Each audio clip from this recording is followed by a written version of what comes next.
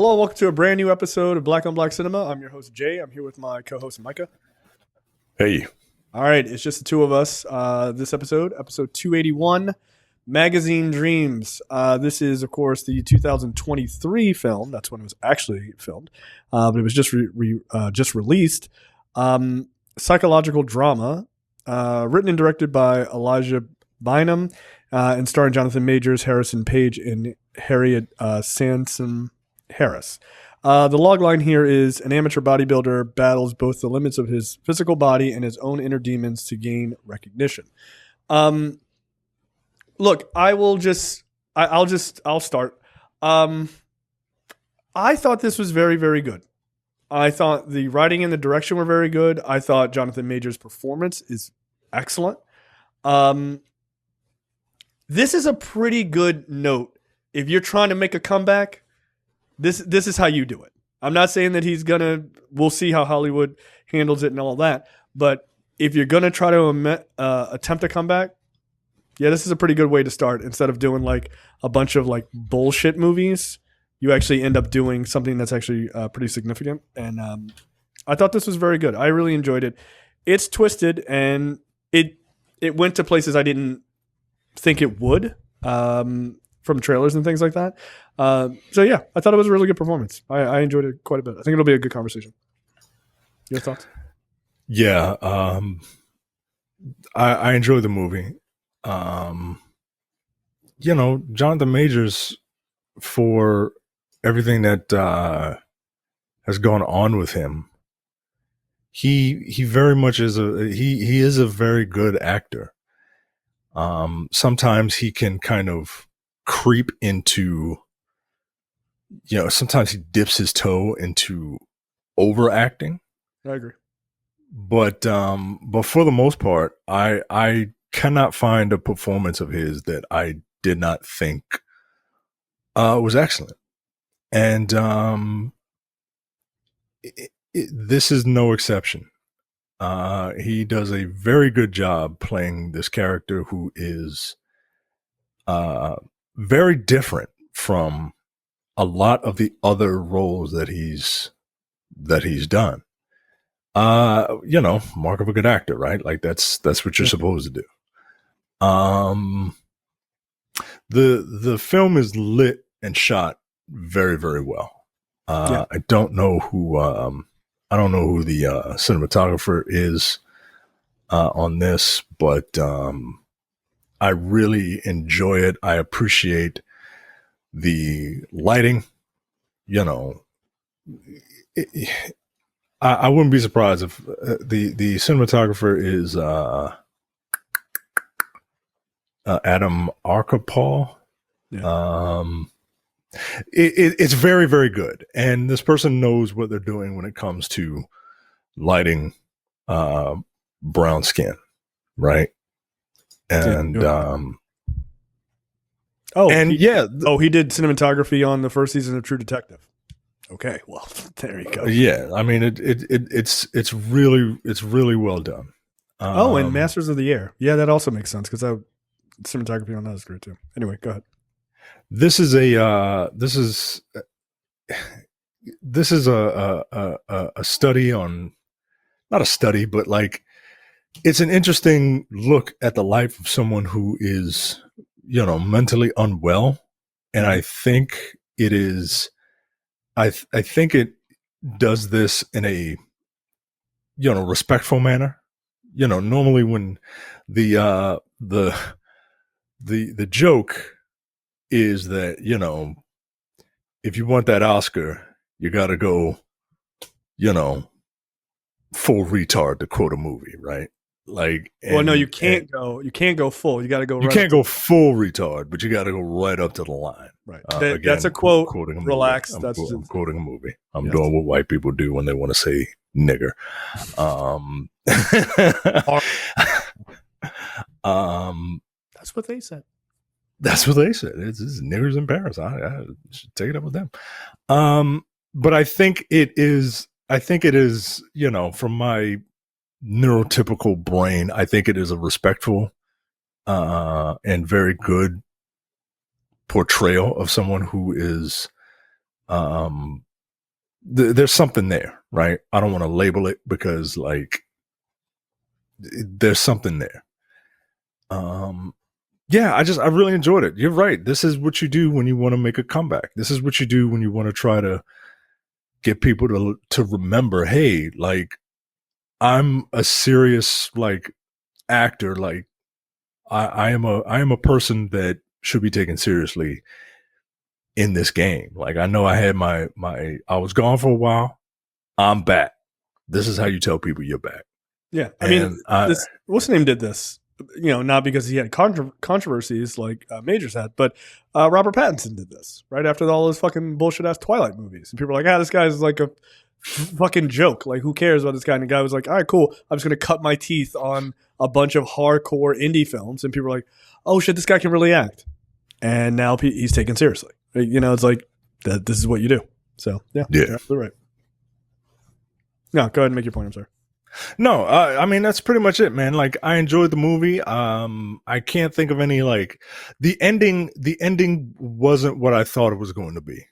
No, not at all. Actually, I was actually pleasantly surprised by that. Yes. The ending subverted my expectation. Yeah, it's a great movie, man. Like you say what you want about Jonathan Majors, and I'm sure we will. But when it comes to this acting thing, he's really good at it. Yeah, he is. Yeah, just evaluating not evaluating the man, but evaluating his ability to, to act. To lie. He's really good at it. To lie professionally. Yeah, no, it's a damn good performance. So the one thing about this movie, before we get into sort of the details of it, the one thing I will say about this is I was not I thought it was like, okay, he's obsessed with this whole bodybuilding. He's like going to really push himself. And I didn't expect him to be, and they don't say directly, but I didn't expect, it's just as this is my sort of, armchair quarterbacking diagnosis type of thing, is I didn't expect him to be kind of like schizophrenic, which is a different angle to this, right? Like there's the obsessive bodybuilder angle, which like I'm a pretty big into like fitness person. I'm not a bodybuilder, but you're him. You're Killian Maddox without the mental illness. with a different type of mental illness, right? But so like there are things that I recognize like as sort of quote unquote truths in that sort of world. And again, I'm not in the bodybuilding world at all. But it is curious, right? Like there are things that they point out and I'm like, yeah, that makes sense. Yep. These are things that I know to be true. So the movie does a really good job of not only handling the sort of, and again, this is just my diagnosis, like the sort of schizophrenia or whatever sort of mental illness he has something. And, balancing that with the general sort of obsessive behaviors that he has, right? And then the sort of very dark thoughts that he has. So yeah, it's good. It's good. I think it's damn good. And I think it's respectful to like that industry and like the more extreme personalities that end up in that industry, because that does fucking happen. And the sort of the mental health issues too. Like I think it does a good balance without kind of shitting on either one and being like, everyone is like this, whatever side you're on. I think it does a good job of pointing that out. I thought this was really going to be like a cautionary tale, right? I thought this was going to be like, hey, this this is what happened to Z's, right? Like this is what happened to, these, like this is the dark side of bodybuilding. Like I thought that's what this was going to be. The Rich Piana story. Right. No. Yeah, no, it's I think it does a really good job of being quite respectful to both sides. So all right, let's get into the movie. So Jonathan Majors' character's name is Killian Maddox, which sounds like a character in the Extraction franchise to me. Tyler Rake or something? Tyler Rake. Yeah. It kind of feels like that. But so we see him practicing his posing is fucking way too early in the goddamn morning or really late at night. He's out in his garage and he's doing his bodybuilding posing, getting prepped for shows and things like that. And then we see him taking care of his pap or his grandfather, who he lives with, and that his grandfather is played by Harrison Page. Look, Micah doesn't know anything about this, but you might recognize Harrison Page if you're an action movie fan. He's the black dude from Lionheart, the JCVD movie, where he's always like yelling like Lionheart because he was just like betting on JCVD in street fights, which was fucked up and weird. But yeah, that's still him. And then we get a series of moments of him eating like a lot of protein. Like, I don't know, what am I counting here? 7, 12, a literal dozen of boiled eggs, and steak. And it looks like he's taken the yolks out of the eggs, or he's just eating extra egg yolks. So that's a lot of meat. That's a lot of protein, bro. You got it. And then some sort of chicken as well. Good God. At one point he's like, yeah, I got to eat over 6,000 calories in a day. Like, yeah, that's a lot of calories, bro. Like, that's a lot. Yeah. I eat half that, but I guess I look half as good as Jonathan Majors does without his shirt on. So I guess it fucking makes sense.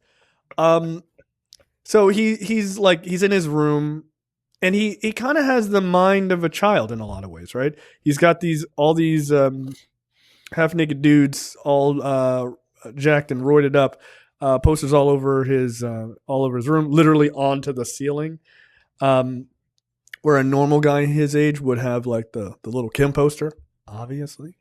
But yeah, he's got a bunch of bodybuilders that he looks up to, and he's sitting in his room. He literally just finished eating. Now he's having a protein shake. I'm like, all right, we fucking got it.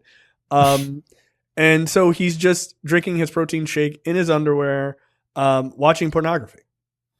Did you find that curious at all? Yeah, very much so. I didn't know. Look, I'm going to be leaning on you. You are the fitness person, right? So I'm going to be leaning on you as you drink your protein shake. Yeah, I'm not drinking eating 3,000 calories right now. Gotta get it in, bro. That's fucking insane. Yeah, I didn't know if that was. That's very. Is that just to keep your testosterone up? No. No, they show him taking steroids, so I'm sure he's taking testosterone, and I would guess tren as well, which is like the most toxic of steroids. Also, it's incredibly effective, but people inject tren, and it's only authorized for cattle. Okay, I need people to understand that. Quite literally, that's what it's authorized for. But people take it. But it does work. It makes you fucking crazy though. It has fucking neurotoxic effects if you take it at higher doses, which are not that high, but people do. It's fucking insane. But the pornography thing, and it happens a number of times, right? The pornography thing is because the amount of drugs he's on, his libido is through the roof. This is a very real thing in bodybuilding, right? With whether you're taking test, if you're taking like a high amount, or if you're taking tren, that is like one of the number one side effects is that your libido goes fucking ballistic, like unhealthy levels of crazy, right? And it can like quite literally, this is going to sound fucking weird, but it's true. You can look this up. Quite literally, people on tren, not everyone on tren, because everyone is different, but quite literally, some people, when they do tren, especially at higher amounts, it changes their sexuality while they're on it. That's how fucking insane your libido can become. Yes, quite literally. Yeah. Wow. Probably not do that. You should probably, unless you want to, which is fine. Unless you want to, right? Hey, but man. Yeah, there are many stories of guys being like, so anyone then? Like, yeah, it's absolutely a thing. Yeah. That's more on that later. but that's a part of it, right? That's a part of it. That's a part of it. I was like, the second that character showed up and he said what he said to him when they were standing backstage, I was like, so you're my biggest fan, huh? Yeah, I was like, I know where this is going. Like, all right, buddy. Incidentally, that guy is a real bodybuilder, Mike O'Hearn, who goes by the nickname Mike O'Tren. So just because he says that he's natural, he still says he's natural. As big as he is, and he's like 52 years old. As big as he is, he's like, no, I've never taken steroids. Okay, bro. man. You and the Rock, bro. You guys are fucking natty. Hilarious. So yeah, the porn thing is because of the steroids. That's what it is. It's just he's taking so much that his libido is just unhealthy high. So then we see him meeting with his therapist, and she's talking about like she's basically recapping things that he has done recently, and has said to her about hearing voices in his head, how he threatened somebody and said, I'll come down there and crush your skull and drink your brains, which is a fucking insane thing to say. But that also, like, he's not mentally well, but also, again, if he was taking something like Trent at high doses, like all the like roid rage shit on that drug, they're very real, right? Like that can happen. What do they call it? Like liquid divorce. That's a dude. I'm telling you, just Google like or just like search on Reddit like trend stories. They're fucking insane. They're insane. Yeah. But tons of women are like, yeah, my husband's doing trend and now he's becoming an asshole and we're getting a divorce. It's like, yeah, people get arrested. People get arrested. They fucking lose their house. They go to jail. All sorts of shit. Yeah. Was it worth it to get abs? It doesn't feel like it's worth it. So, yeah, he's living with his grandfather. He's taking care of him. But he's clearly not well. His movements, his like staccato movements and speech pattern is very, very good, by the way. Like it's very convincing of a person who is just not all together. He then gets obsessed with like talking about, how long I have to drive to go to a good grocery store. I got to drive 6 miles, basically like, hey, it's a food desert, but I got to have these proper foods because I got to eat. I got to eat 6,000 calories a day. So can't eat a bunch of junk food because, of course, because he is not just a bodybuilder, but because he is sort of incredibly obsessive, he doesn't have any cheat meals or anything. He's just like, you can't have any junk food. You got to be 100%. You got to do everything. Like, it's just, he's in this sort of psychosis. And then we see him do steroids in what looks to be a dirty box. So, ew. I'll just leave all my drugs that I inject into myself in a dirty lunchbox. I don't know, man. Don't do that. I don't know, man. Yeah, so then he takes steroids, and then he goes into the gym and he trains. I would argue he does these chin ups. Not that great. if I'm being a dick. I mean, he's got a weight on him, also, man. Like you gotta. You got to ride the eccentric, nigga. Like, what are you doing? Like, you're not even going all the way down. Now, that dude's way more jacked than me. I'm just being a pedantic asshole.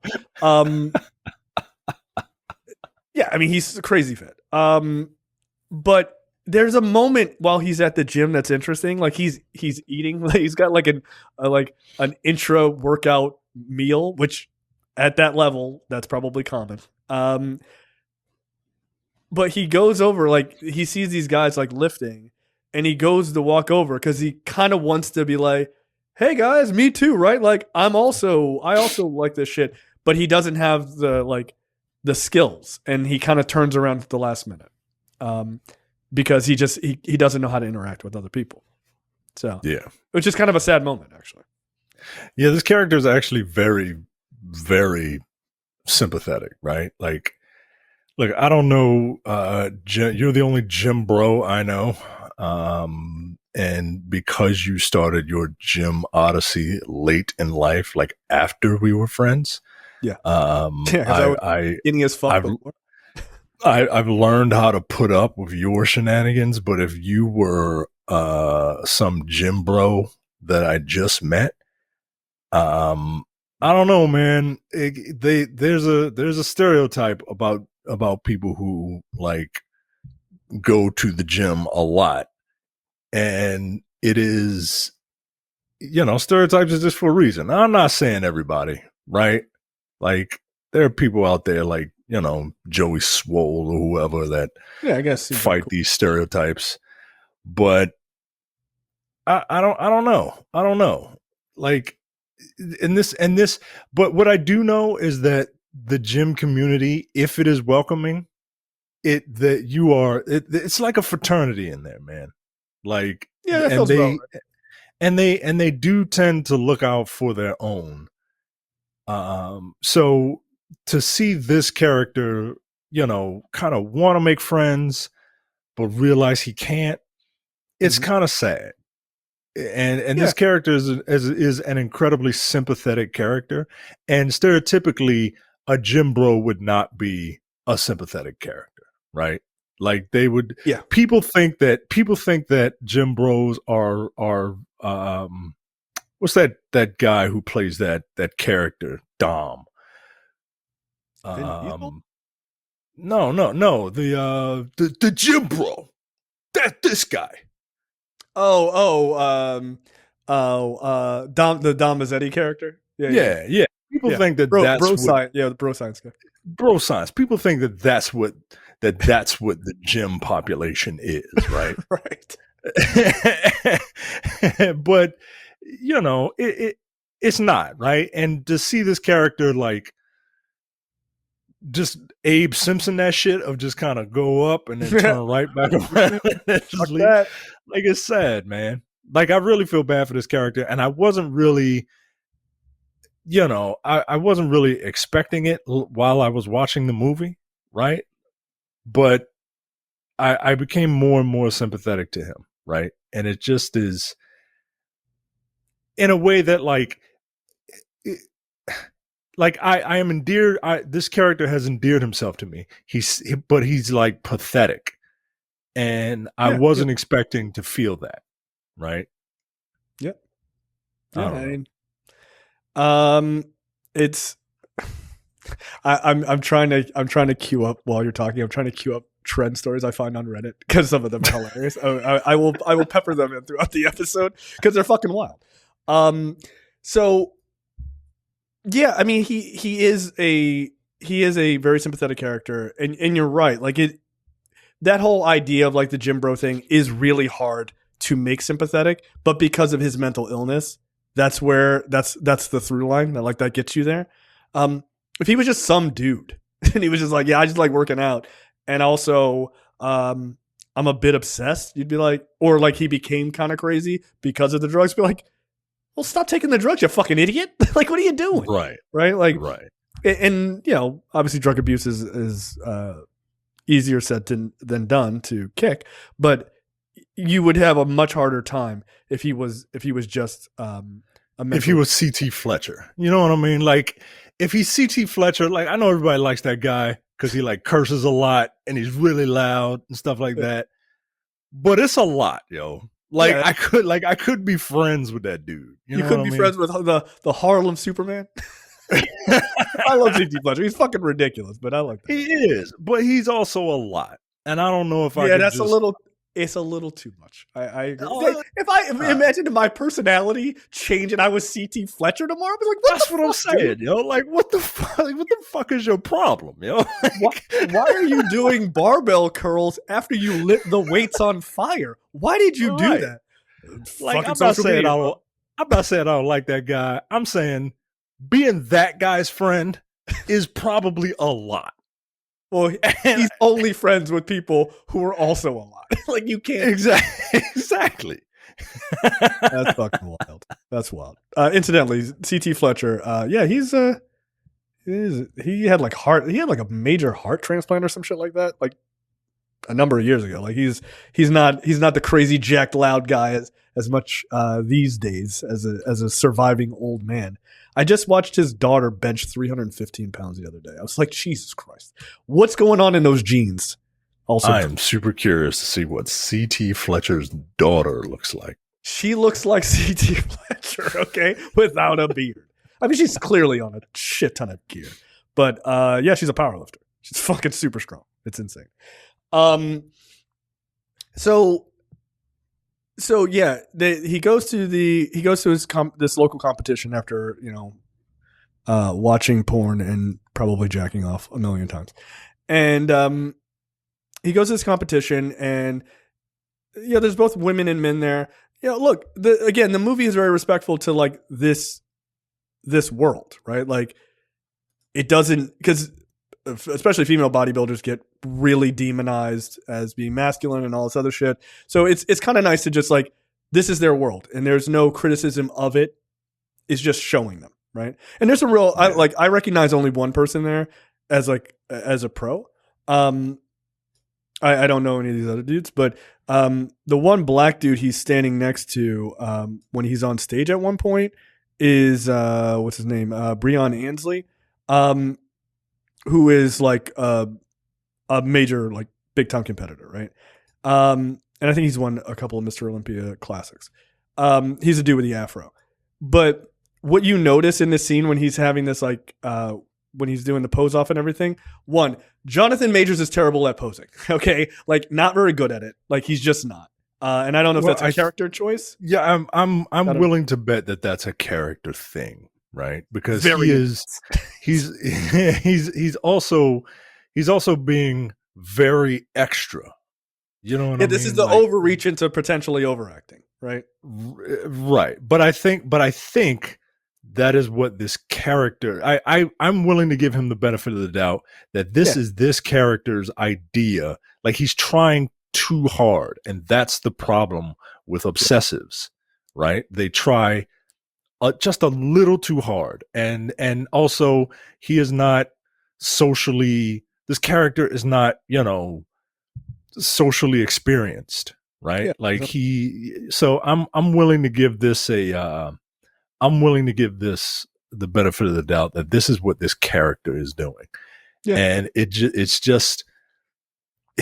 incredibly noticeable, right? Yeah, okay, because everyone else is like very smooth, right? Like the very like Arnold way of posing, and he's just like, right.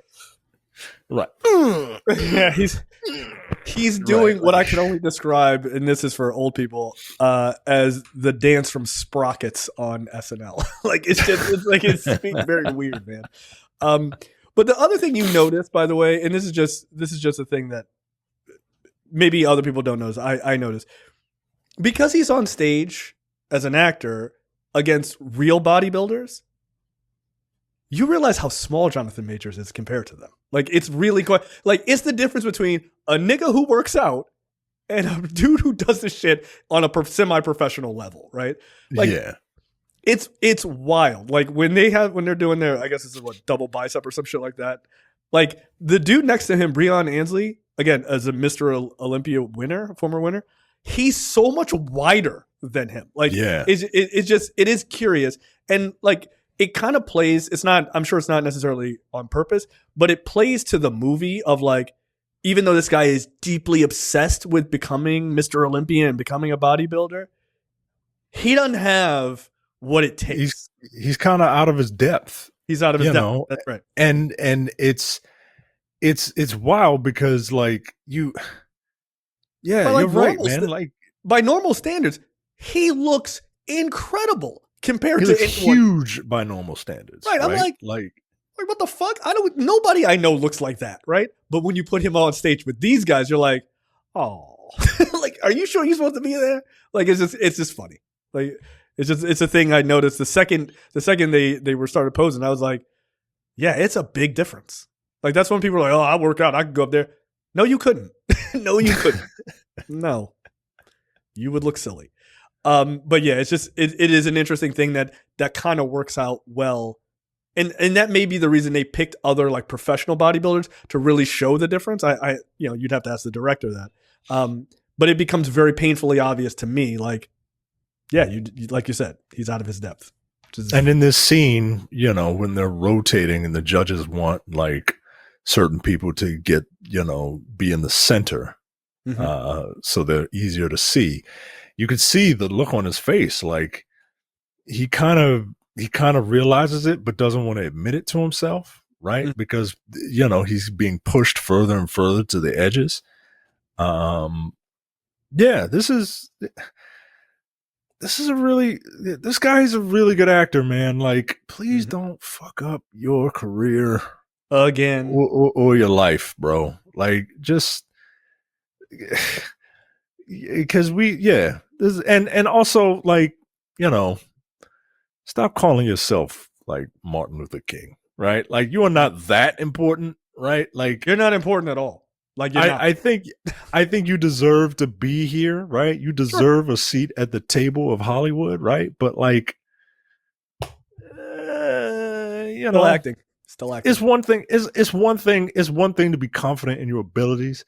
It's another to equate what you are doing to a civil rights leader. You know what I'm saying? Like, like, Yeah. chill, bro.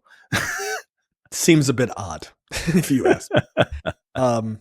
But yeah, it's yeah, that scene I just thought I found that to be kind of fascinating. It was like, wow, he's a lot smaller. Here you go. Let me sprinkle in a trend story. Quote: My sex drive on trend is fucking insane. It's fun, but it also gets annoying if I can't have sex or try to release the urge. I do have a girlfriend and we have a lot of sex, but I'm ready to go again like 5 minutes after we finish. There's really no satisfying the drive. I hear that's pretty common. Anybody got any advice other than don't do trend? And everyone's like, the first response: get 3 girlfriends. Which is hilarious. Yeah. So, oh man, don't do that drug, please, for the love of God. Again, they give it to cattle.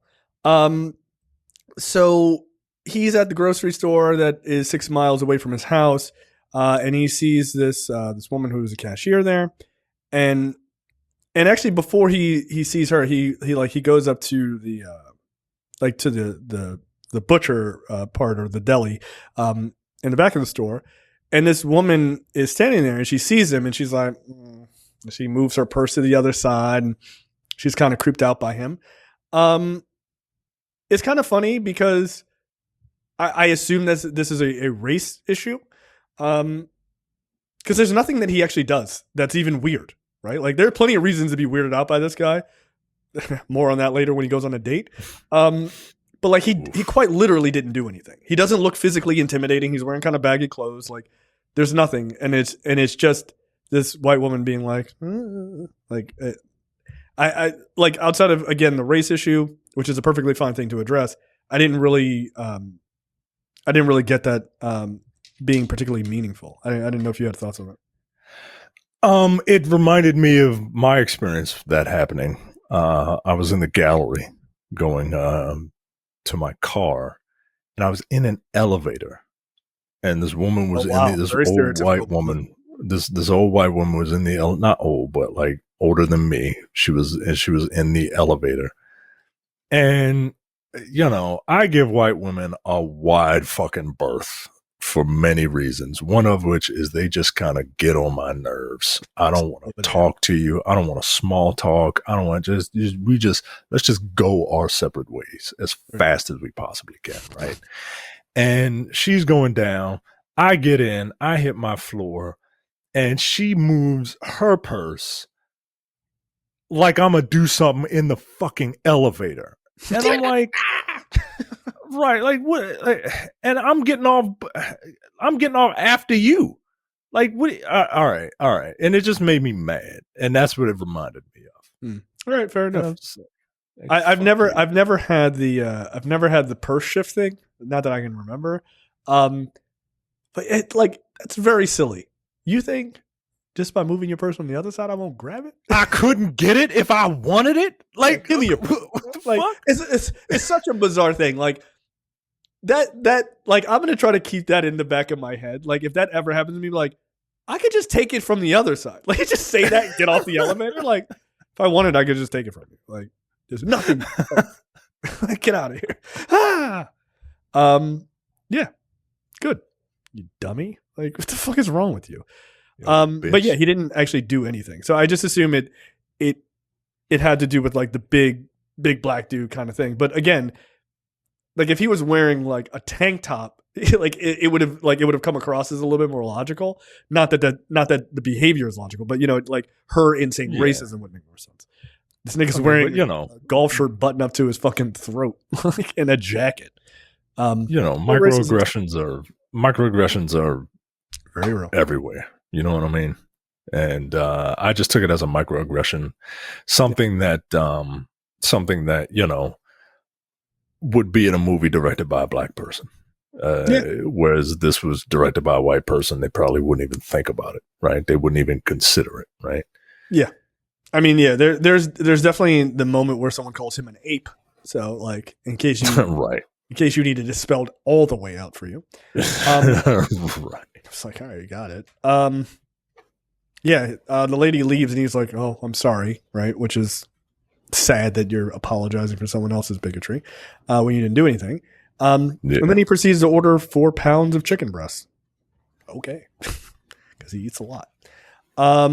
So he sees this girl at the register where she works there, and he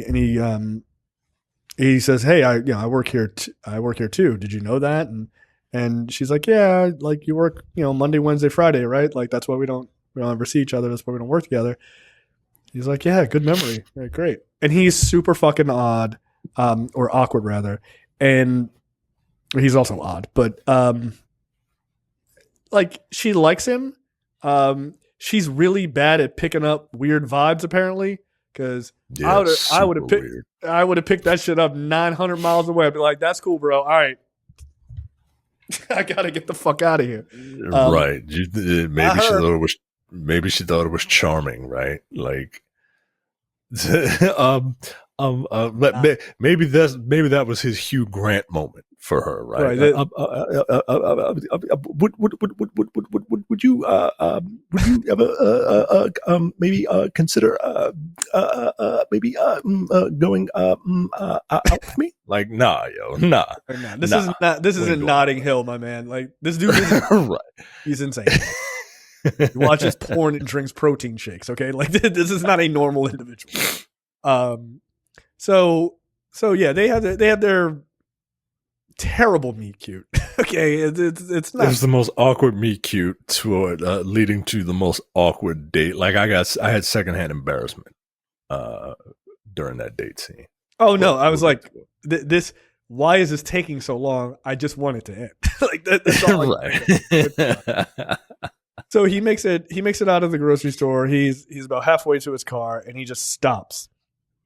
He goes back in, and he's like, sorry to do this while everyone is present and can see everything that's happening. Like, I'm talking like him. Okay, this is very weird. And he's like, would you ever think about perhaps going out with me as a person who also is employed at this business? And she's like, oh, okay, sure. Like, all right. And he's like, all right, cool. Or no, she doesn't say anything. And he's like, oh, no, you don't want to. I was kidding anyway. Okay, bye. And he just turns around and just fucking leaves. And then later on, she calls him, but we'll get to that. So back at home, this guy is just like refusing to not be in his tidy whities, and he starts doing some camera work and trying to film something for YouTube, I guess.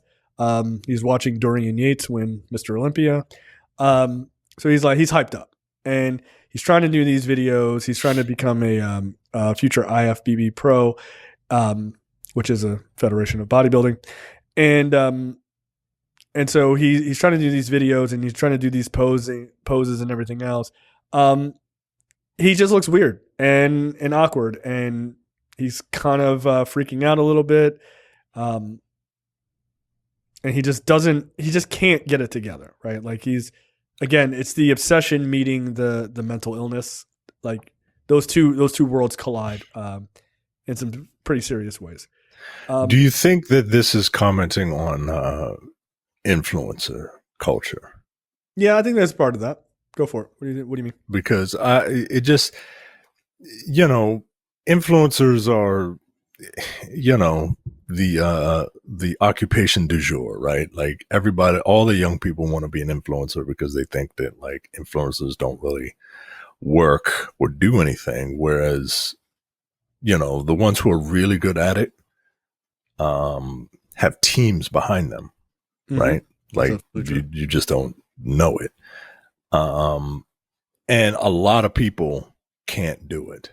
It's like it's like the podcast craze, right? Where any dummy in a basement thought that they can just do this shit Right. for over a decade.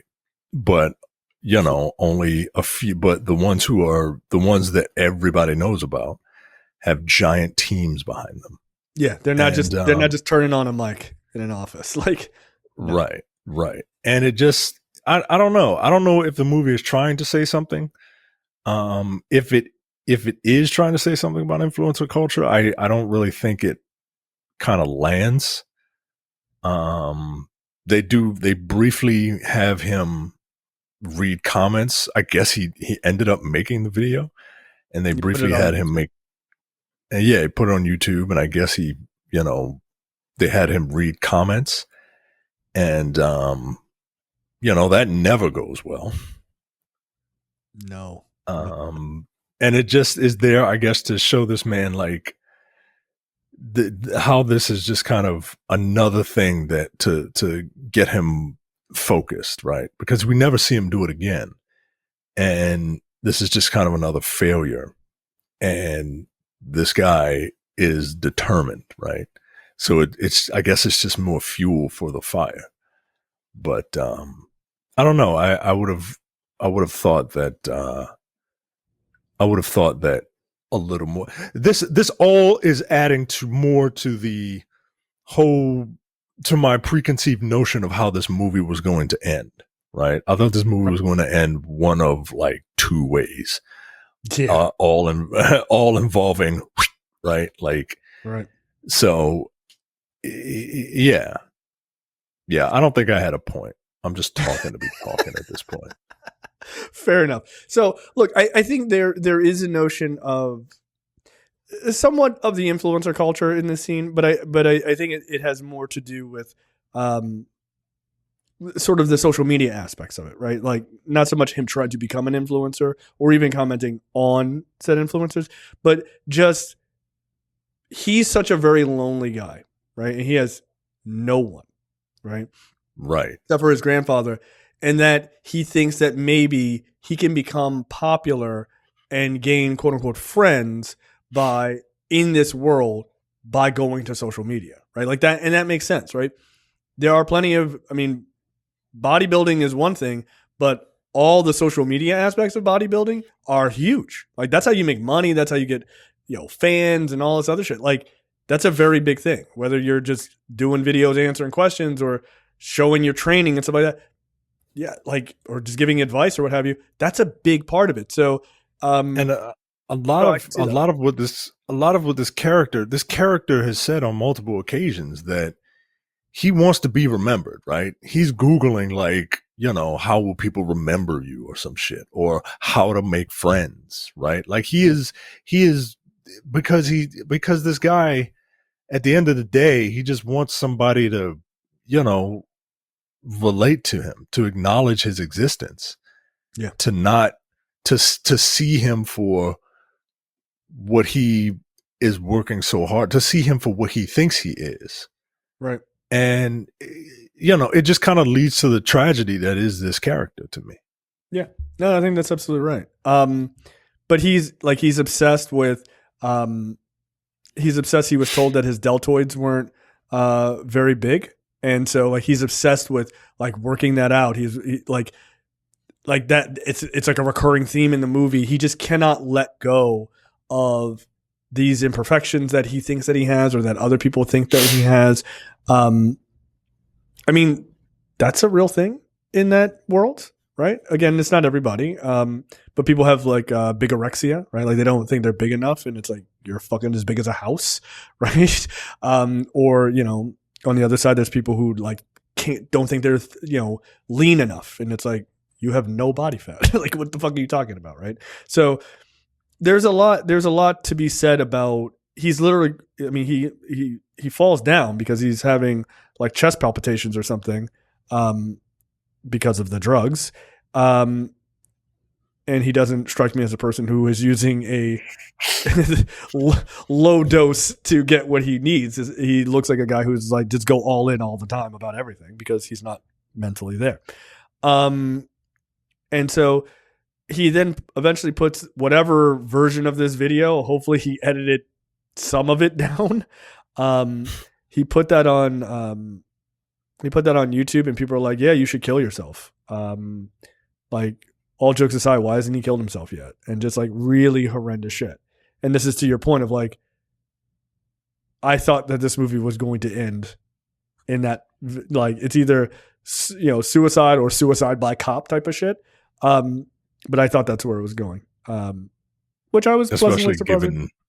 Especially given the characters, you know, like the character's father committed a murder suicide. Right. Which is a very important fact to know. Yeah. So again, just a pretty tragic character all the way around. We see him on the phone talking to local painters, and he's like, "Hey, you know, my Paul called you guys to paint a house, and you only did one coat, and you know, you got to come back." And he gets into an argument because the guy is like, "Nah, we did the job. If you want us to come back, you got to pay us." Yeah, go for it. And he's like, "If you don't come back, I'm gonna rip open your skull and drink your brains." Right? This is go-to line, right? Is his signature line. It's his "Did I do that?" Like, "I'm gonna open your skull and drink your brains." Right? Like, that's his line, right? And you know, the guy on the phone is like, "Go fuck yourself."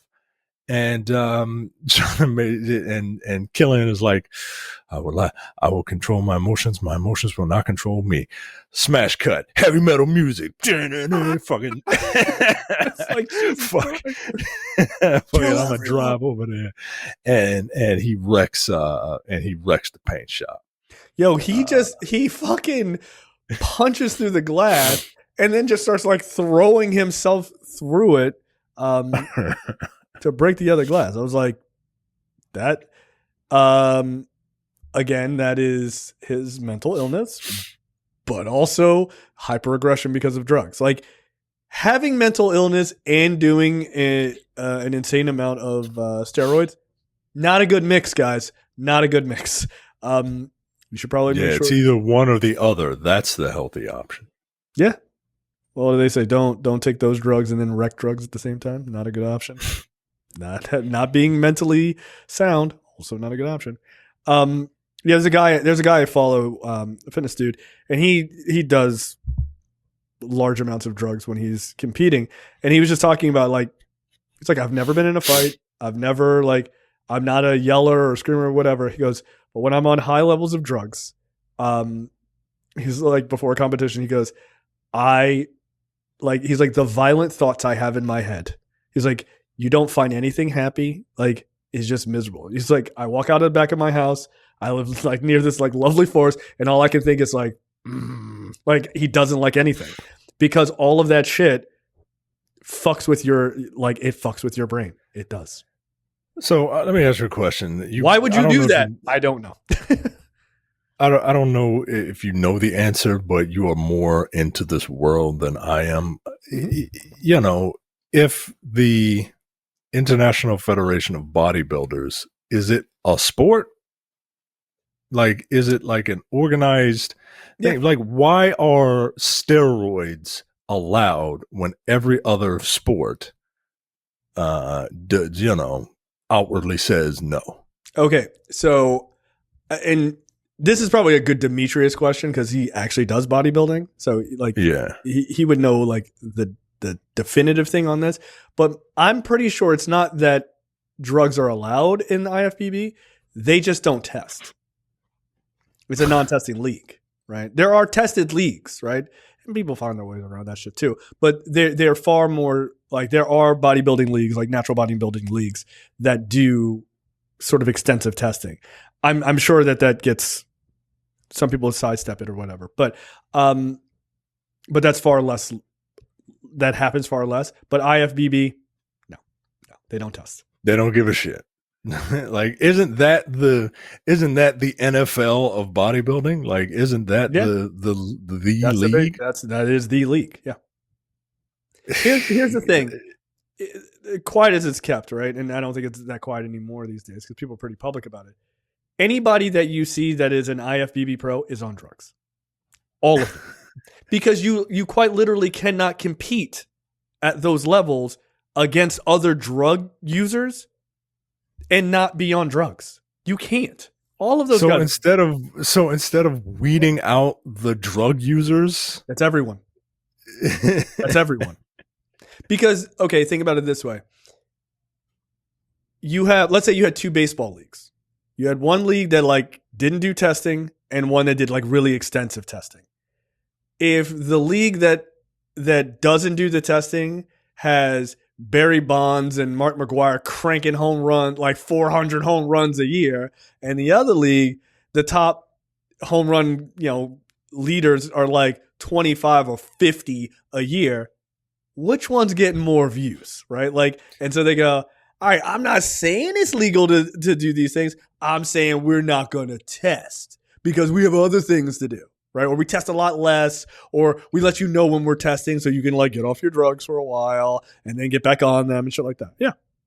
That's all. It's just money. It's just money. I get the analogy. I don't think it's a good one. I'm just saying that's just the reality of things. Yeah, I get it. I think a better analogy might be, if we have this professional wrestling organization that, Yeah, they test, don't they? It's weird. Okay, like sure. Yeah, they test for other officially. they test Right. They test for other drugs, right? Weed or whatever, right? Yeah, whatever rec drugs, right? But I think because I don't know, there's something because the big four sports leagues have, they kind of brand themselves as like, it's difficult to imagine MLB, they're being a competitor for MLB, right? And two,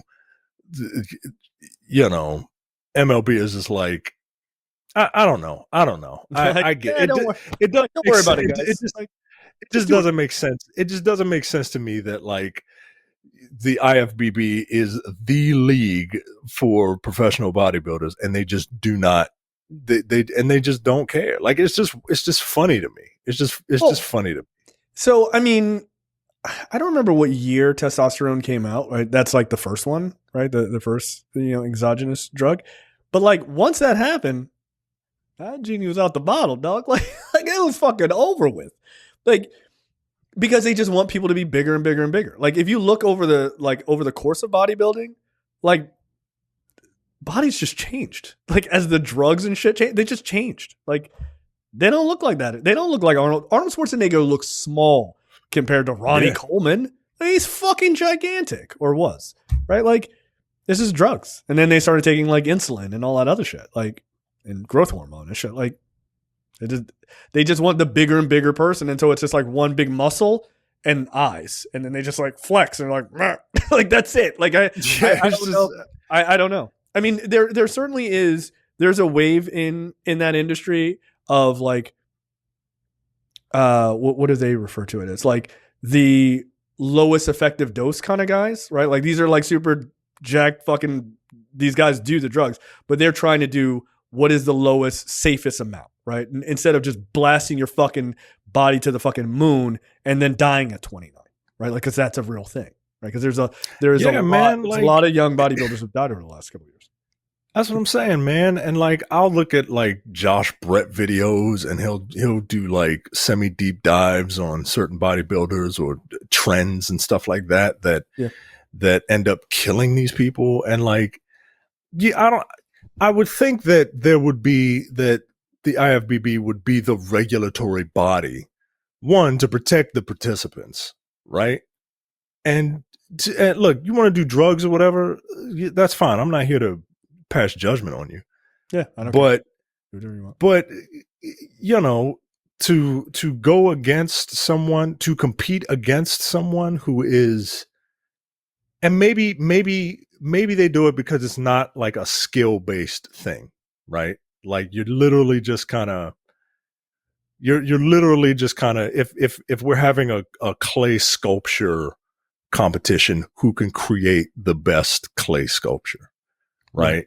But if you're using some high quality clay and I'm stuck with Play-Doh, like it's I mean it just doesn't seem like we're on equal footing.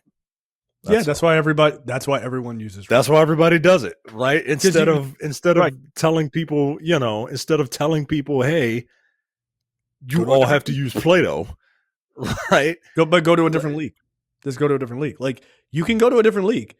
Ain't no money in that league, but you can go to a different league. And that's what I'm saying, man. Like we're talking in circles at this point, but I get it. I do. I get it. It just seems odd to me. That's all. Yeah. I mean, like just like Dallas McCarver. He died. He was a bodybuilder. He was 26. 26. I mean, like he wasn't That's even. crazy, man. That's crazy, man. That's fucking crazy. I mean, his heart was enlarged, right? Like his heart was enlarged. He had let's see, McCarver had enlarged liver and kidney, severe kidney damage, scarring on his lungs, papillary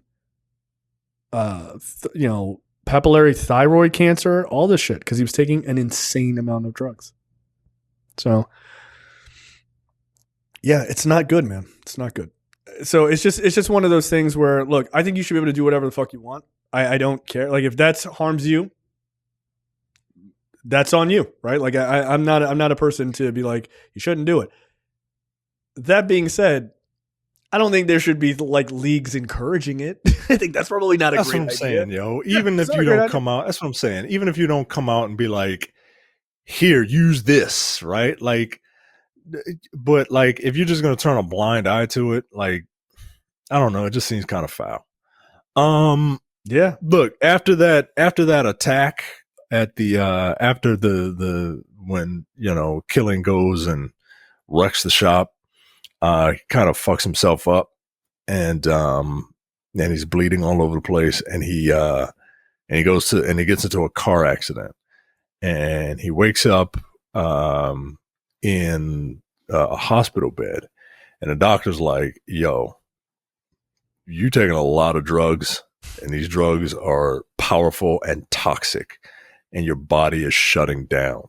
Yeah. And we need to do this. And he's like, nope, because that would give me a scar and professional bodybuilders can't have scars. Yeah, that feels like a mistake. Yeah. And then he sneaks out and, by the way, they say he has non-cancerous lesions on his liver, I believe he says. Yeah, on his liver. Which is part of the reason that he's like falling down and also probably having issues with his heart, because one of the things that happens when you take when you're taking all of these drugs, your heart enlarges. And a lot of people go, oh, that's cool. Yeah, like a bigger heart and you pump more blood. That's not how that works. Like, no, like it actually makes it harder to pump blood through your heart when you are taking extensive amounts of drugs like this for long periods of time. Yeah, your heart is bigger, but like your veins aren't, bro. Like you got it. Yeah. Like what is it? Like the left ventricle or something like that. If that enlarges, that shuts down a considerable amount of blood flow to your heart. That's like one of the major ways people who do excessive amounts of steroids, that's how they die. So amongst many other things. Now, the wild thing is, like, if you do these things and you take these drugs and you don't go crazy, there are plenty of people who have done them, had a career, stopped doing them, and live long, normal lives. Like, that's the wild shit, is everyone thinks if you do them, you will die. No, when you do shit like this and you don't take care of yourself and you just go crazy, then you will die. Like Dallas McCarver at 27 years old. Like, yeah, but there's plenty of people. Fucking Dorian Yates, one of the most famous bodybuilders, he was doing a bunch of drugs. And guess what? You see videos of him now? Looks like the most normal fucking, like, I don't know, dude in his 60s. Like, well, this is what I did. Don't recommend it unless you're competing, but, just be careful. Like, he doesn't have any fucking health issues. He's fine. But when you do shit like this, and you're like, hey, you have lesions on your liver. He's like, don't worry about it. Not a great idea. Not a great idea. Yeah. And this is why. So we get to a scene of Killian, talking to his grandfather, and his grandfather's, he's very old school. It's like, life ain't fair, boy, and life ain't gonna get you nothing. And you got to work for everything, and life is work, and work is life, and don't have fun at all, right? Yeah, fuck that. And thanks. Thanks, Paul. I understand the mentality that an older person has, but you did that, so I don't have to. Like you carry that mail bag. you got your ass beat by cops, so I don't have to, right? Yeah. Allegedly, supposedly, theoretically. Fair enough. You went through the civil. You got beaten at countertops, so I won't have to go through all that. Now, that's not to say that, like, don't do any work, right? You still need to work hard, but at the same time, work-life balance is a thing. Anyway, enough of my obvious projection. There's they get a call. He gets a call from Jessie, the cashier at the grocery store, and she's like, I've never been with a black guy before. I want to see what that BBC bully is like, right? So she's like, yeah, let's go on a date to fucking Cracker Barrel or wherever the hell we are. And he's like, yes, right? And he goes and he's changing his clothes. And you don't sound excited. I am excited. This is what I sound like when I'm excited. I am smiling. Like, girl, hang up the phone and leave town. And they have a date at the Cracker Barrel. And the date is the backwoods. This is the most. I mean, the restaurant has wood paneling on it, like. but they're known for their char-broiled steaks, so they're probably good. Yuck! I really appreciate you guys going to the Cracker Barrel during while y'all were in Jacksonville. Yeah. You have to see the sights. I think that really tested Terrence's friendship with me. Yeah, that he walked into a Cracker Barrel for me. Yeah, they have a date, and this date is the most awkward shit I have seen in a very, very, very long time. He's trying. She's like, I told my dad about you and our date, and she's like, oh, I'm so embarrassed. And he's like, no, don't be embarrassed. I told my dad too. I'm just kidding. He's dead. It's like, oh. Huh? He's like, yeah, he's dead. He died a long time ago. He killed my mother and then he killed himself. Yeah. But I'll show them. What the fuck? Like I gotta get the fuck out of here. yeah, I gotta Homer Simpson this shit, man. And then she's like, then they're like, oh, I'm so sorry about that. The way that the server comes up and the server's like, hey, what are you buying? And he's like, I'm trying to see if I can get this whole order, because this order is crazy. It's so wow. This order is, I would imagine that you on your fitness journey, this is like breakfast for you. If I ordered all of this food, I would be mad at myself. Like, nigga, what is going on? He said, I'll do the 6-ounce sirloin, medium rare, with no fries. And she's like, okay. And I'll also do the chicken tender salad, char broiled. Ask the cook is in the back. He knows exactly how I like it. Okay. And does the glaze on the salmon contain sugar? I can never remember. You know what? Don't worry about it. I'm pretty sure it does. I'll take the salmon, hold the glaze. And she's like, all right, is that enough? You know what? Let's trade out the steaks. I'll do the porterhouse, 20 ounce, still medium rare. 20-ounce porter. That's a lot. 20 ounces, yo. Yo, What the fuck? A porterhouse Two is like baked this fucking thick. Yo. It's like right. It's two potatoes, a little bit of bacon, and then I think he orders like a side of unseasoned chicken breast. Yeah. And and a Diet Coke. Like, what the fuck is going on, yo? Like, is this what you eat? This is not what I eat. That is fucking insane.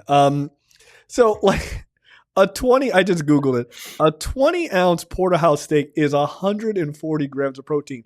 That's like all the protein I have in Nigga, that's right. What the fuck? That's not in it. Shout out to him. I guess that's what I'll have to eat. Like, it's just that. And there's like, then I'll have like a yogurt and I'm good. Like, that's it. Wow. Oh shit. I have to have God damn. All right, bro. Good Lord. I'm struggling to eat enough, to be honest. But at least he's having a Diet Coke. He doesn't want to have too many calories. Yeah. And she's finally realizing, like, oh, this nigga's you know, there's something with this guy, man. There's something with this guy. It's like, I'll just have this the salad. And he apologizes for being, you know, awkward, right? And she's like, oh yeah, don't worry about it. So you know, you like music? It's like, I like bodybuilding.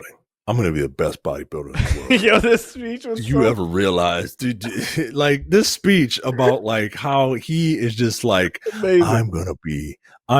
People are gonna know my name. I'm gonna be the best bodybuilder in the world. You don't know who Brad Vanderhorn is? Bitch, you need to get out more because everybody knows IFBB pro champion, Mr. Olympia, Brad Vanderhorn, right? Like, huh? What? Like, he basically, his speech was like, cause she asked him like, oh, do you like music or whatever? And he just looks off camera, right? It like goes into this, this soliloquy of madness. He basically was just like reading the lyrics to the opening of Pokemon. Like, I'm going to be the very best that no one ever was. Like it's so fucking weird. I'm going to be Mr. Olympia one day. I won't let anything stop me from accomplishing my goal. I've been training for this competition every moment of my entire life. Like 2016 Grand Prix, Dayton, Ohio. Judge told me I had small deltoids. Said they needed work. So what did I do? I worked day and night until they were perfect. No sport on earth requires as much time, energy, and commitment. 24 hours a day, there's no days off, there's no missing meals, there's no missing sleep, there's no missing workouts. You can't do it 90% or even 99%. Take it from me, if you're not 100%, you will never be successful. You got to burn the boats and the bridges and commit all energy and focus to being the greatest bodybuilder on the entire planet. The body is not used to the 9th or 10th or even 11th or 12th rep. No, you've got to go through the pain barrier and just go on and on. Fucking crazy. And it's these last 2, 3, or 4 repetitions. That's what makes the muscle grow. That's what separates one from being a champion and not being one. This is what most people lack. Jesus Christ, I can't even keep up with the fucking insanity of what he's talking about. He's not wrong though. Like that is actually true. Like it is the last. Well, there you go. That's your mentality. You got. I'm amazed that you are married with children. To be quite frank, I am going to record this, and I'm gonna put this. I'm gonna underbed this with screaming heavy metal music of him reading this speech. It's not. Yeah, that's what you should be listening to as you are working out, right? Like this speech. Yeah, just on repeat. Yeah, put the ether beat underneath this. Jump in the trenches, face the enemy. This is the most important thing I will ever do. Like, all right, bro. like, hey, David Goggins, calm the fuck down. Burn the bridges. Who's gonna carry the boats? What are you talking about? Like, bro, you're just You have on. to do this, or else no one will remember you when you're dead. Like, Jesus Christ, bro. They probably won't remember you when you maybe for a couple of years. Again, a lot of death foreshadowing in this Yeah. movie. They do And, really line it up well to get you to believe it. and After she's that speech, she's like, yeah, she's finally like, I gotta go to the bathroom. I gotta use the bathroom, bro. And then she rolled out. And I mean, she did give him the courtesy of telling the servers to come and tell him, you know, oh, I had a family emergency.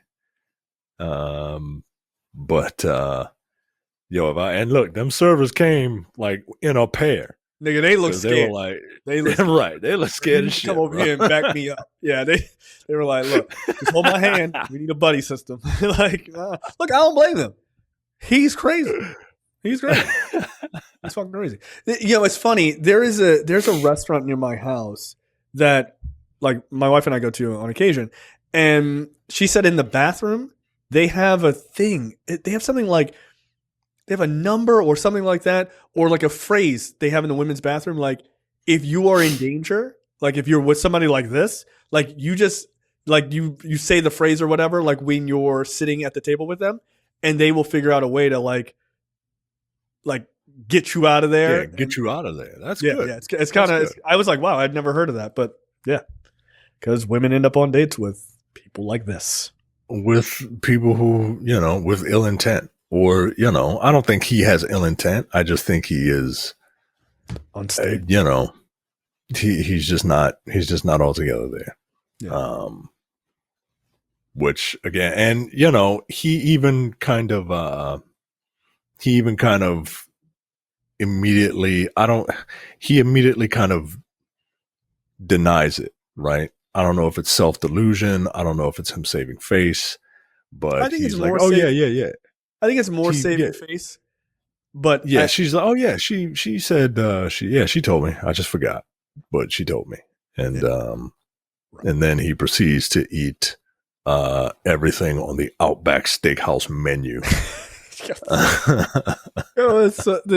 He proceeds to have his own mukbang, like at fucking Backwoods Inn, which is fucking disgusting. I don't like overeating. Like that's a thing. Like I'm trying to like put on some weight, and I'm like I don't enjoy it. You're like, oh, I don't enjoy it. I don't like it. I don't like eating like that. Like I'd rather be small and shredded than trying to just gain more size. I'm like I don't want to eat a plate of a deep fried shrimp or whatever the fuck. I don't want to or onion rings. Like, ugh. So he's, throughout the movie, he's been pulling. Oh, by the way, he's binging and purging. By the way, after he eats, he goes and makes himself. Yeah, important to understand. Go ahead. He's also throughout the movie he's been doing a stand, right, and sending letters to Brad Vanderhorn or whatever his name is, mm-hmm. and just to show that he is quite obsessed with Brad Vanderhorn, and to the point where he's like that song. He's like, yo, you ignore my letters, yo. Like what are we doing? Like, don't make me find Jesse and put her in the trunk of a car and then drive off a cliff or whatever, right? Like I remember that song. We get another little nod of just another layer of stress that Black people have to go through. Here he is jogging in the middle of the night, and cops just roll up, shine the light on him, mm-hmm. Just because, right? And that's just another thing, right? That is here to stress out this man who's already not well. Yeah, he's already on the fucking brink for a myriad of reasons. Also just proving like even if you have mental illness and you have all of these other things, you're still black and you still have to also deal with that, which is a thing I think people don't think about sort of in the day to day of it all. Like if you're just not mentally there, you also are treated differently, but then couple racism on top of that. Right. Which is fascinating. So he is distraught and he focuses on his next fitness show. Immediately before the next fitness show, he gets attacked by the paint store owner, by the paint store owner's nephew and his friends. They roll up in a marked van, by the way. That was really funny. It's like they roll up in a marked van with the name of the paint shop, and they drag Killian out of his car, and they proceed to beat the brakes off of him with a lead pipe. I thought he was about to pull it out, bro. I thought he was about to, I thought he was getting ready to at least knock one of these fools out, right? He had a moment where he punched one of them. I was like, oh shit! And if they didn't have that pipe right as an equalizer, I think I'd have put my money on Killian. But they beat the shit out of him, man. They beat the shit out of him, and then call him an ape. Really solidify it. Yeah, again, call him a fucking ape, and spit on him. And then they flee in the marked van. They committed fucking assault in broad daylight, and then get into, Gary and Son's painting van. I thought that was really funny. It was like, couldn't have found an unmarked one. They just beat him up and then bounced. They're like, nope. Right. Use your regular car, for God's sake. By the way, there's a moment before that scene. I didn't know what this. I assumed it meant something, but I didn't look it up at the time. But like before he gets ready to leave for the bodybuilding competition, like he's you see a montage of him watching like the Mr. Olympia competitions in the past and him working out. He also grabs two things out of like he's like weighing himself and he grabs two drugs out of like a cabinet or whatever. One of them is I think it's like magnesium citrate, which is a laxative. So I guess you use that to keep yourself lean. Yeah, you got to get yourself dried out, right? You gotta,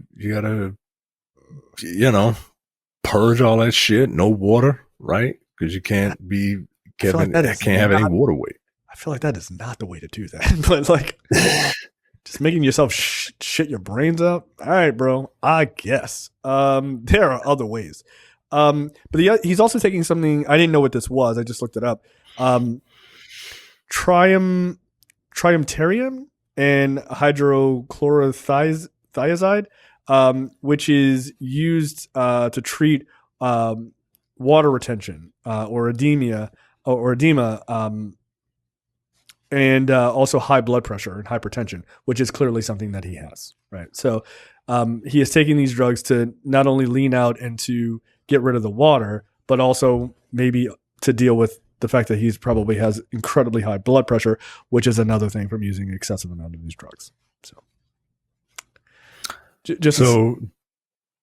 despite the ass whooping, he drives to the show, bloodied, bruised, battered. This is giving me Whiplash vibes at the and end.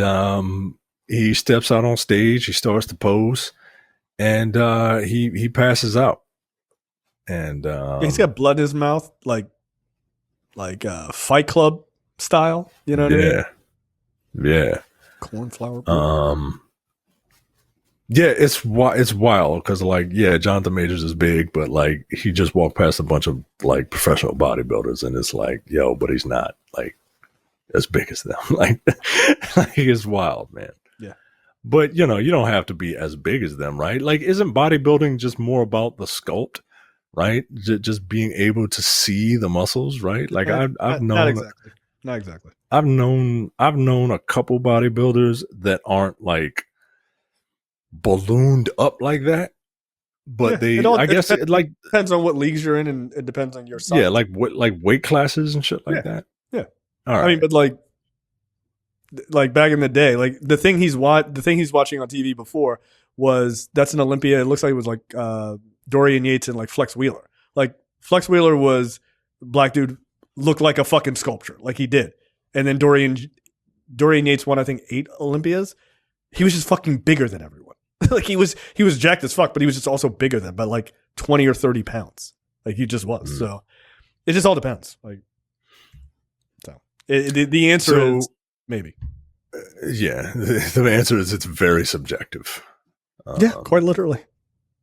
Yeah, which is fine. You know, Vince McMahon tried to have his own bodybuilding league because that guy is obsessed with bodybuilding.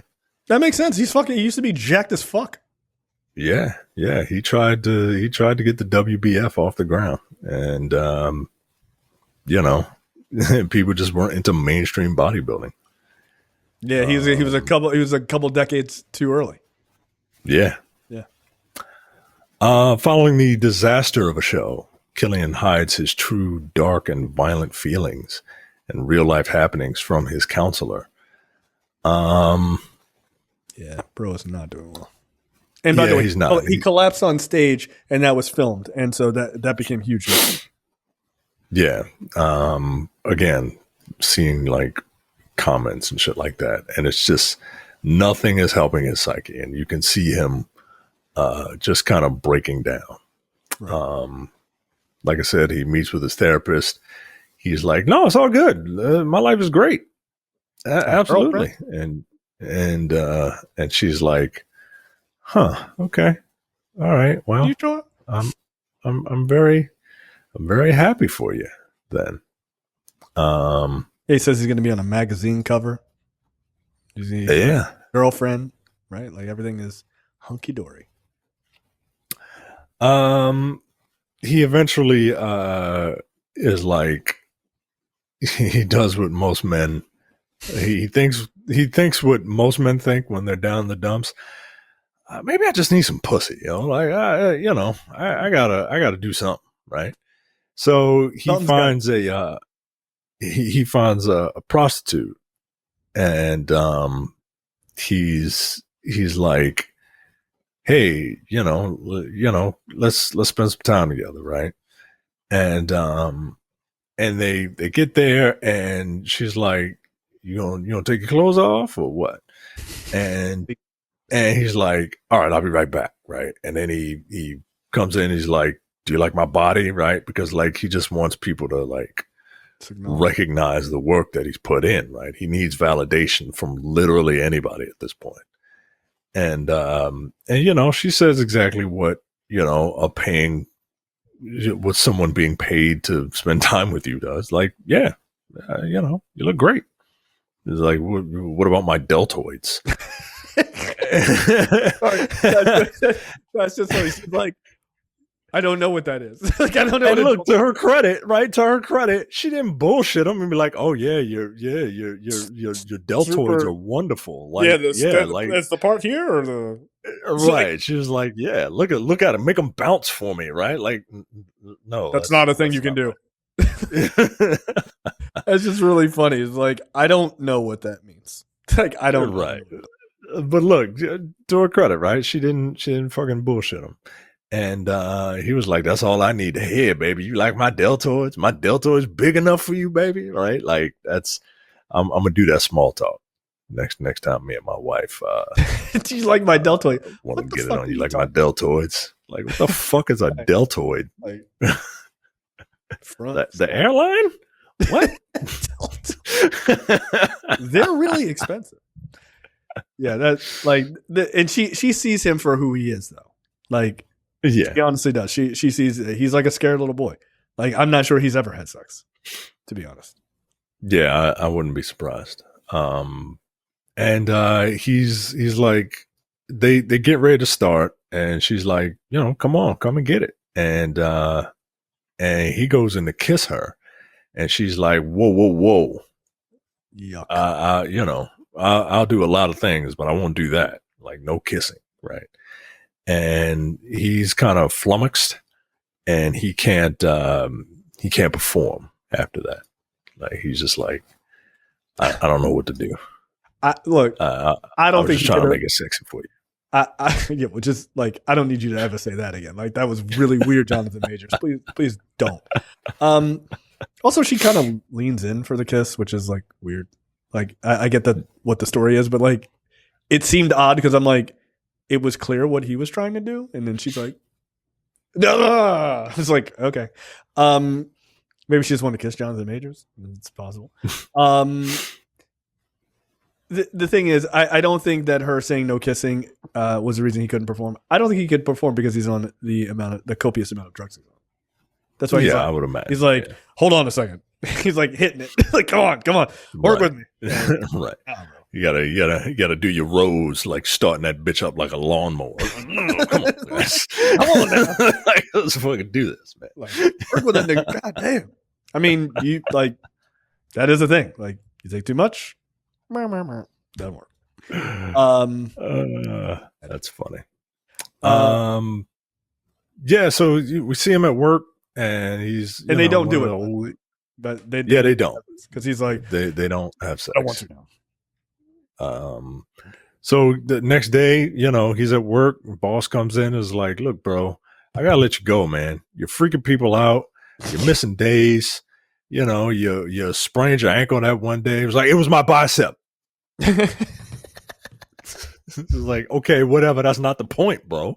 Like, tendon in my bicep. I needed 3 weeks off. Right. It's like, all right, whatever. Your bicep, whatever, deltoid. Like, you missed 3 weeks, and I gave it to you, right? But I can't now. Like, I'll pay you to the end of the week. Nobody gives a fuck who you are. Like, because he said, but I bring prestige to your establishment, or some shit like that with my name and likeness. I bring my name and likeness to this company to get more people in. And he's like, the fuck are you, bro? Like, nobody knows who you are. And that's a trigger for him, right? Because like he wants people to know, he wants to be famous. He wants people to know who he is. He wants friends. He wants any type of, acknowledgement. And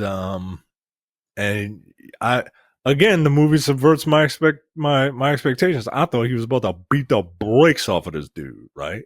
Yeah, you get a lot of that. There's a lot of violence, cock teasing that happens in this movie. They're like, yeah. Shocking. He goes But this scene, before we move over this scene, when he leans into the into his boss, and he's like, "You need to be very careful how you talk to me." This is some of the best performance in this movie that is riddled with great performances. Like the way in which he delivers those lines, it doesn't even really look like him. Like it's weird the way it's shot. His eyes look very different. Like like he brings a level of intensity in that scene where it's like that was exactly the right amount you needed, right? Like it's not overreaching, it's not understated. It's exactly the right amount because he's like slightly shaking as he delivers it in this calm but very terrifying voice. And that guy's like, got it. Okay, please, for the love of God, just get the fuck out of here. I don't want to die. And he does a good job. Like it's really, really well delivered scene. So, and then he goes to the diner. He goes to the diner, and look, I got a lot of satisfaction out of this diner scene. Oh yeah. I really did. He's at the diner. He ends up seeing the nephew of the paint guy, of the paint shop owner that assaulted him earlier, and the guy's there with his family, and he approaches him, and he, this is a real tense scene because this man is not well, but at the same time, like, he's not well. He has every right to act out in this situation, but you don't want him to because what's going to happen if he does, because this is America, right? but you know that this character is unstable, so you don't know if it is going to happen. Like it's a weird mixture of different types of tension, and it's done really really well. This is probably my favorite scene in the movie. Oh yeah, no, it is. Yeah, you're right. It crosses so many different lines, right? Because you want to see him call the guy out, and in a different movie, you're right. Like maybe he punches a guy in the face, like that's fine. You'd almost celebrate it. Not almost, you definitely would. I would. Get the fuck out of here. Oh, hell yeah! But at the same time, like, would he like start punching that guy's wife or kid? Like he's not mentally well, right? Like so, there is that like. What could potentially happen? Could he just start beating the shit out of this guy in front of this guy's family, which is also not good. Maybe a little cathartic, but still not good. Or any other fucking situation. And it works really, really well. It's shot really well. Like it's shot low at times, like shooting up and all this other stuff. He like from the white man's perspective of seeing, it does a very good job. This is my favorite scene, man. I really enjoy it. All the microaggressions that he's been going throughout the movie kind of come to a head, right? Someone yells, "Call the cops!" You're like, yeah, call them. And then he goes around calling people fat, bald, coward, ugly, short. Yeah, right? the guy's like, fuck did I get called ugly for? I didn't do anything, bro. Like, but he's also like, yeah, go ahead, call him and tell him that a 6'1" black man that's 245 pounds, unarmed, by the way, go ahead, call him, because like at this point, like, at this point, I thought it was going to be some like suicide by cop stuff, man. Like, yeah, exactly. This is a really really good scene.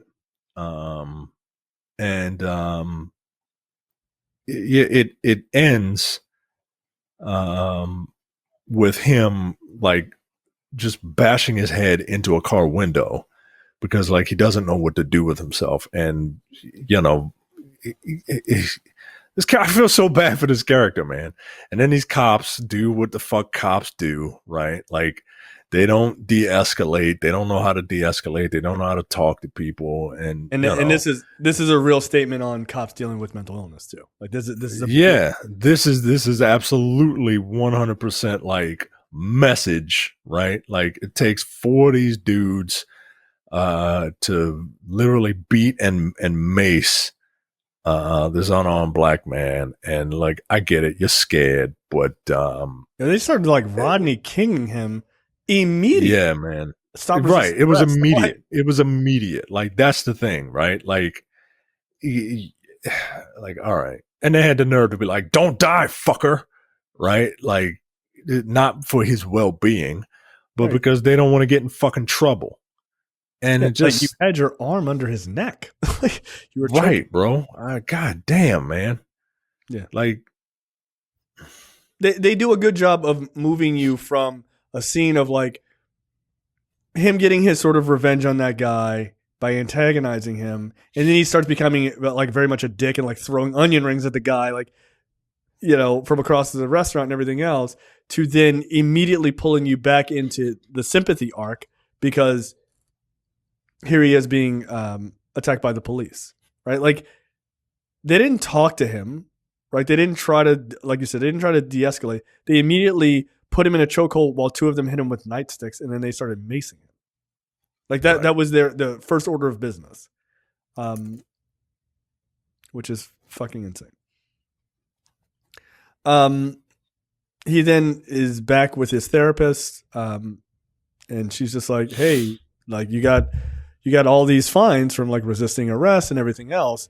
How are you going to pay all of this?" And he's just like, I don't know. Like, I don't have no job. I have no idea what the fuck I'm going to do. Then we see him in the parking lot, I guess after that, that meeting. And he's just like pointing at people, in the parking lot, like that he wants to just shoot. And Yeah, we see him assembling. Oh fully. yeah, you're right. And then we see him after this. He gets a gun in the mail, and he's starting to put it together. Yep. I didn't know you could buy guns through the mail. I thought you had to go to an actual shop I have no to idea. to get your firearms. I'm not a gun person, but this feels terrifying if this is true. Like Yeah, man. Like it's got like IKEA instructions and shit to put the assault together. Like that's wild, man. It's like an NC. I would. You know what? I'm not even gonna do that. I was gonna see if you could buy a gun off of Amazon and just like, hey, have it shipped to you. But I don't want to. I don't want to do that. I don't even want that in my algorithm. Like, to be honest. That's what I'm saying. Yeah, that's what I'm saying. So he later goes to a club. He buys a number. Just kind of. He buys a number. Yeah, he buys a bunch of guns. And we see him in a club, just kind of living life, trying to be free. And Brad unexpectedly calls and invites Killian to a photo shoot. And is his number one fan, right? Mm-hmm. Like it's Brad Vanderhorn, man. I mean, like gotta go. Yeah, like are you bullshitting me, bro? Like, is this the real Brad Vanderhorn? And it is. And you are the person who is in this world, so you'll have to tell me if this is something you have or would do. But you can appreciate a person who takes care of themselves. If Brad Vanderhorn asks you, if Brad Vanderhorn asks you if you admire Brad Vanderhorn's abdominal muscles, and he's like, "Hey, do you want to touch him?" Right? Like, you want to touch my touching his? I'll punch you in your stomach. Get out of here. No, that's weird, man. That's a really weird thing to say. Like, nah. Like, I feel like you get your ass kicked if you said something like that. Like, no, that's not. This is fucking bizarre. It's a really bizarre thing. And he's like, okay. And he's like, if I could just touch those abs. Nah, man, you're being weird. That's funny. Yeah, it's a very weird scene. And it's because Brad Vanderhorn is trying to get in that ass. Getting that ass, Larry. Yeah, he's like, "Oh, I hear you're my number one fan." And then immediately I was like, I was joking that I was going to say on the episode, and then he got fucked by Brad Vanderhorn, and then it like the scene goes to black. And that's exactly what happened. I was like, well, there's no point in making that joke on the show. Yeah. You see him wake up the next day, and Brad Vanderhorn is there, getting out of bed, naked next to him, getting on the phone, talking to his wife about how his flight got delayed and he can't wait to be back with her. Meanwhile, he is just slept with Killian Maddox. Okay, again, there's a lot of switcheroos going on in that industry, especially if you're taking high amounts of drugs. Just there, that's not a thing. So there you go. I did not know that, but like that was. I just thought you provided context. Yeah. Like I thought. Yeah. I mean, he could just. By the way, he could also just be a bisexual man. Like that's also. Yeah, that's fine. That's fine. What's not fine is him taking advantage of someone. That's not fine. Right. But there is also an equal possibility that Brad Vanderhorn is also Vanderhorned all up and will fuck anything, because that is very much a thing. And like a person who has been given that good dick. Killian calls Brad and leaves more messages and is like, "Hey, man. Hey guys, you know, it honestly hurts me when you don't call me back, especially because, you know, you did all those things to me. Like, and I just want to be friends. Figuratively, Right. and literally, it hurts. I was not ready for that. Which is wild. Like, it's just a wild aspect of the movie. You're like, oh, okay, we're going there. And yeah, he's upset because he was just going there as a fan, and he was taken advantage of. I mean, like, all jokes aside, like, that is what happened. Even if, you know, like, straight, gay, what have you. Yeah, he did. Brad Vanderhorn just manipulated him so that he could have sex with him. That's it. Again, that guy is Mike O'Hearn, who is a straight man, by the way, as far as I understand. But yeah, people call him Mike O'Tren because he still pretends that he's natural, which is hilarious to me. This is like, all right, bro. hey, Titan from fucking... Just relax. That dude is way too big. He's fucking huge, dude. He's huge. God damn. Yeah. Much like The Rock, like, somehow, how are you maintaining this body size just straight through, like, into your 50s? Like, that doesn't make sense. And that guy's just always looked like that. Like, I mean, not that size, but, like, he's always been super jacked. So, good for him, I guess.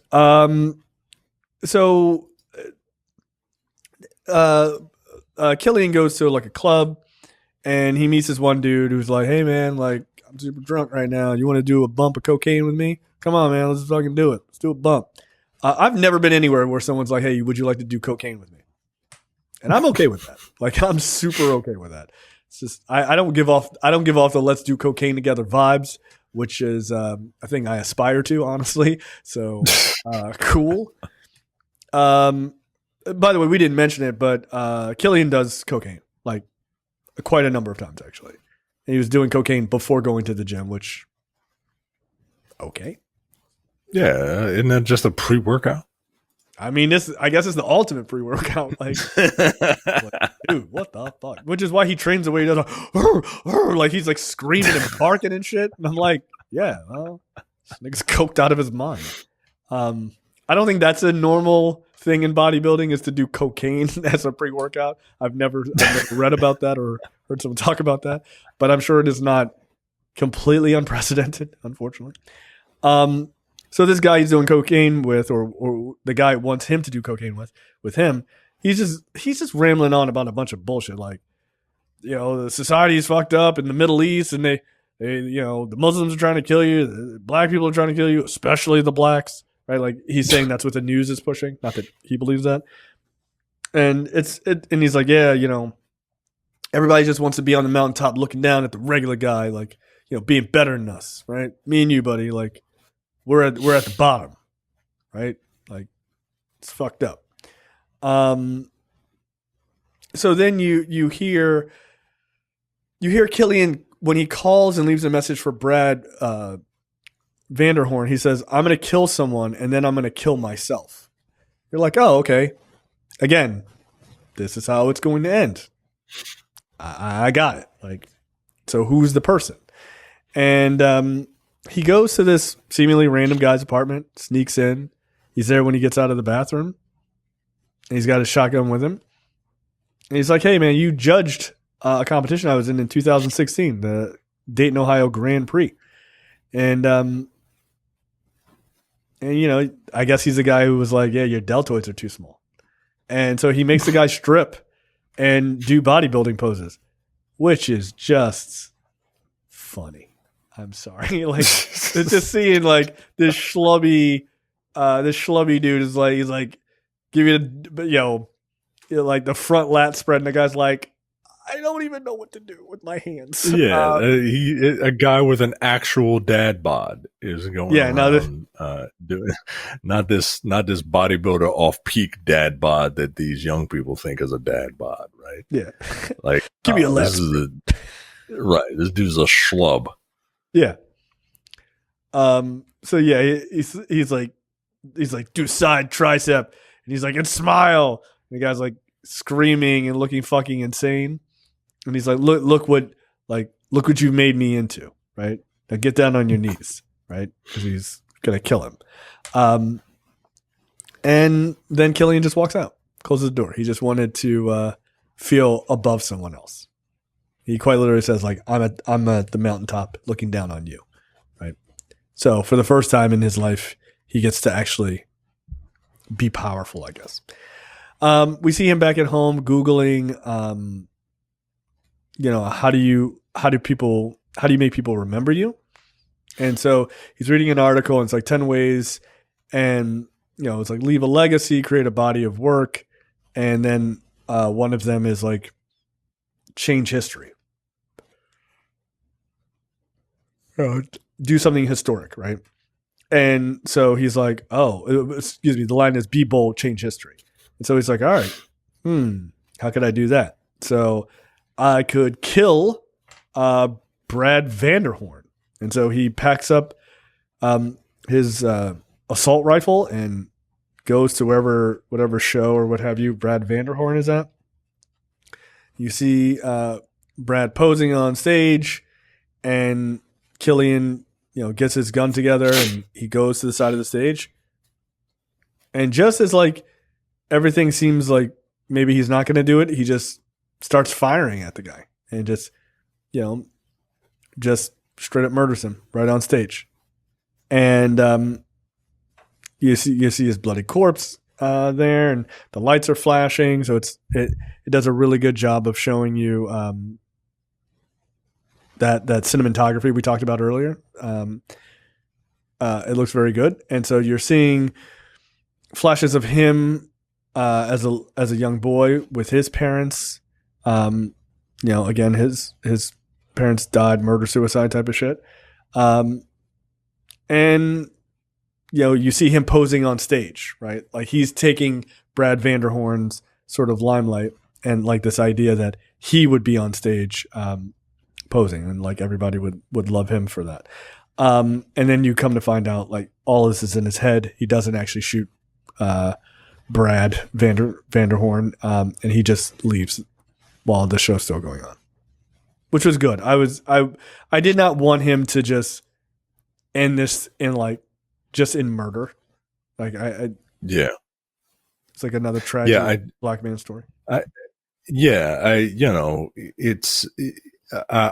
thought that this character was going to eventually die or be put in jail or something. I imagined that the worst would befall this character because, Right. Unfortunately, that's kind of what happens to people. There are a lot of people in this world that don't have anybody that, loves them Right. or looks out for them and or helps them, right? Like people need help. And those people generally get kind of tossed to the side.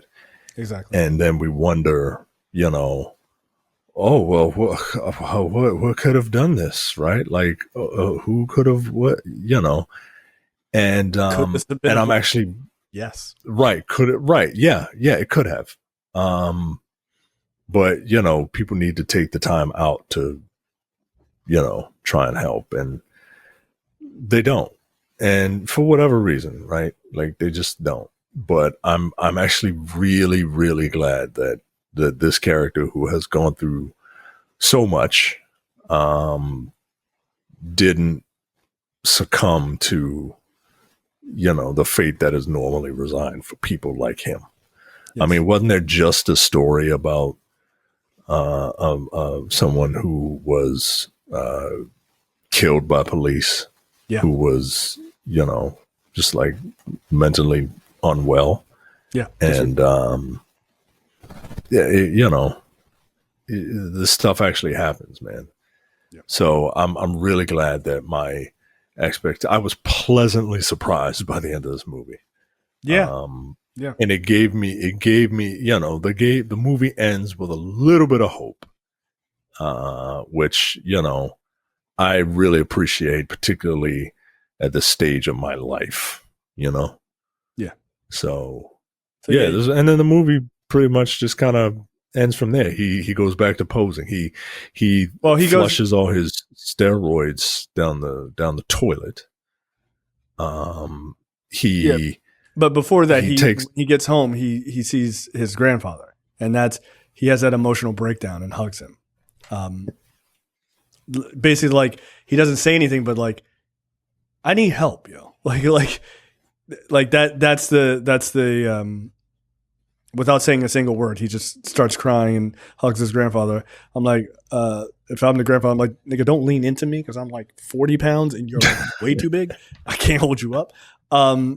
But he cries on his grandfather's shoulders. And it's the grandfather says, like, it's okay. I got you. You got me type of shit. But it is the moment of like, I need help. Like, I didn't think I did before, but like, I'm doing all these drugs.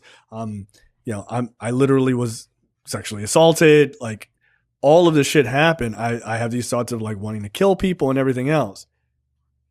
And I got all the way to that line and I didn't do it. Like, that's a way of being like, this needs to end. And I need to figure this shit out. And so, to your point, he goes back to like, he wants to just do bodybuilding, but like without all the drugs and everything else. Yeah. Cool. Yeah. So look, man, the movie is very good. Jonathan Majors is very good in it. Look,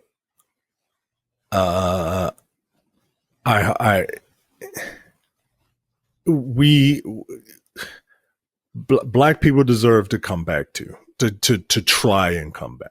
They do. Right? They do. White people fuck up all the time. Way bigger than he did. Way bigger. Right. And they are given second chances. Yep. And I think he deserves another chance to become the actor that he was on track to being. Yeah. And I really hope that, I don't know how well this movie did, but I do hope that it only made $1 million at the box office, but I don't think it was playing in a bunch of of theaters either. So I think the mouth is catching on though. I think that's where the movie will really benefit. And look, all the critics seem to really, really enjoy it. So, Jonathan Majors is a very good actor. I really do hope that I see him in more movies, and I also hope that whatever he went through, he is on the other side of it, because I'm not rooting against him. But I will drop your ass if you fuck up again, and like really fuck up. Yeah, I mean, look, like, I got no problem dropping famous people. Like, get out of here. Fucking who the fuck are you? Yeah, who the fuck am I? Right, like I don't care. Oh no, like, and look, right. I'm sure somebody would say, well, you guys, at least, and I can speak for myself. I can't speak for others, but like, I didn't support giving Nate Parker a second chance, because I thought what happened with that guy was far too egregious for me personally. If you want to, I don't care. Like, that's fine. That's not a value judgment on anybody else, whether you want to see his movies or what have you. But for me, no, that was a bridge too far. You putting a woman, aggressively back in a car and she got her like ear hurt or what have you, to me is not the same as like running a train on a woman and then like kind of talking shit on her and embarrassing her to the point where she committed suicide. These things are not equal to me. So that's why they do not have an equal response for me personally. Again, whatever you feel about it is what you feel about it. And that's not a judgment. I'm not calling people out at all in their feelings of it. I will call people out on plenty of things, but if that's a movie you want to watch or whatever, or a celebrity you want to support, that's your right. It really is. But if you don't support Jonathan Majors, by the way, that's also your right. Like, yeah, I don't have any problem with that. If you be like, you know what, fuck this guy for what he did.